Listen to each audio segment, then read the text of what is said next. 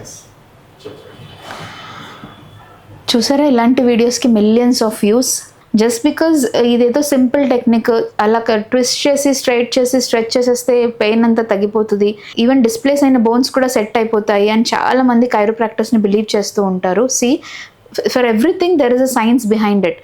Proper chiropractic is not wrong. I'm not completely against it. But these days, most of the chiropractic person are not well trained. Especially, ఈ chiropractic అనేది ప్రాపర్గా చేయకపోతే ఒక చిన్న disc కూడా it can lead to severe disc prolapse and nerve compression అనేది ఇంకా చాలా సివియర్గా అయిపోతుంది. నా దగ్గర రీసెంట్గా ఒక పేషెంట్ కైరోప్రాక్టిస్ చేసుకున్న తర్వాత సివియర్ డిస్క్ ప్రొలాప్స్ అయ్యి we had to do him a surgery. ఇలాంటి ప్రాక్టీసెస్ అనేవి ఇలాంటి స్టూపిడ్ వీడియోస్ చూసి ఇన్ఫ్లుయెన్స్ అయిపోయి వీళ్ళ దగ్గరికి వెళ్ళి ఇలాంటి రకమైన పెయిన్ కూడా జస్ట్ ట్విస్ట్ చేసి స్ట్రైట్ చేస్తే స్ట్రైట్ అయిపోతుంది, తగ్గిపోతుంది అని అనుకోకండి. For every pain there is a science behind it. Proper doctor consultation తీసుకోండి. Only if your doctor prescribes physiotherapy or a chiropractics, go for it.